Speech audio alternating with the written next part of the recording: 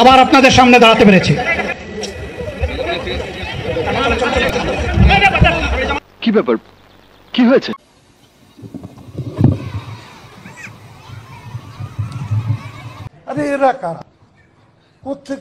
জামাতের আমির আজকে স্টেজে পড়ে গেছে, এটা নিয়ে কিন্তু নানান লোক হাসাহাসি করছে। আমি স্পেশালি তাদের একটা কথাই বলতে চাই, এই ব্যক্তি জামাতের হয়ে প্রধান বক্তা হিসেবে তিনি স্টেজে যখন ওঠে, তার দেখতে পাচ্ছেন শারীরিক সমস্যা, মানে শারীরিক দুর্বলতা গরমের জন্য, যে কারণে তিনি স্টেজে পড়ে গেছে। এবং তিনি কিন্তু স্টেজেই পড়ে নেই, এখানে কিন্তু আমার আশ্চর্য করে দিয়েছে যখন আমি ভিডিওটা দেখছি, তিনি স্টেজে বসে বক্তৃতা দিচ্ছে এবং সে অ্যামেজিং, খুব সুন্দর বক্তৃতা দিচ্ছে।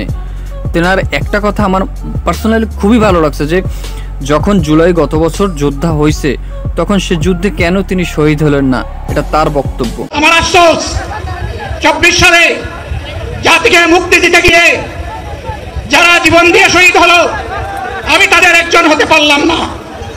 তো আমার পার্সোনালি, আমার কারো কোনো দল করি না, কিন্তু ভিডিওটা যখন দেখছি তার মধ্যে যে শক্তি, তার বয়স হিসাবে তার মধ্যে যে শক্তিটা দেখতে পাচ্ছেন, তিনি অলরেডি স্টেজে উঠে বক্তৃতা দিচ্ছে, এর মধ্যে তার দেখলাম পড়ে যাচ্ছে এবং তাকে ধরার জন্য, এবং সাথে সাথে ওখানে অনেক ডক্টরও ছিল, তাকে ট্রিটমেন্ট করছিল।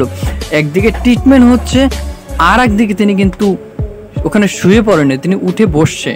ও প্রথম দিকে উনি যখন পড়ে গেছে, উনি উঠে দাঁড়াইছে, দাঁড়ানোর পরে উনি আবার বক্তৃতা দিকে তখন পড়ে গেছে, তখন তৃতীয়বারের সময় তিনি কিন্তু বসে বক্তৃতা দিচ্ছে। এরকম বিরল। আমার পার্সোনালি জিনিসটা, আমি জানি না কোনো দলদারি করার টানছি না, কিন্তু আমার এগুলো দেখে সত্যি ভালো লাগে, যে একটা যে নেতা, তার মধ্যে সেই নেতৃত্ব জিনিসটা খুব বিরল, মানে অ্যামেজিং। পার্সোনালি আমার খুবই ভালো লাগছে, যে কারণে ভিডিওটা করলাম। আপনাদের কার কীরকম লাগছে জানি, কিন্তু একটা মানুষকে নিয়ে কখনো হাসাহাসি করবেন না, করা উচিত না। এখানে তিনি পড়ে গেছেন, এখানে এত মানুষের ভিড়, এত গরম, তার মাঝখানে তিনি যে এই বয়সে গিয়ে ওখানে যে স্টেজে এত মানে ভালোভাবে কথা বলছে বসে বসে, অ্যামেজিং। আপনি যে দেখে হাসছেন, আপনার যখন বয়স হবে তখন আপনি বুঝবেন তার বয়সে কীরকম লাগে। আর এই ব্যক্তি তো ওখানে বসে ভাষণ দিয়ে দিল, অ্যামেজিং। আমি পার্সোনালি খুবই ভালো লাগছে। ভালো লাগলে ভিডিওতে লাইক দিয়ে চ্যানেলটি সাবস্ক্রাইব করে দেবেন। দেখা হবে নেক্সট অন্য কোনো ভিডিও নিয়ে।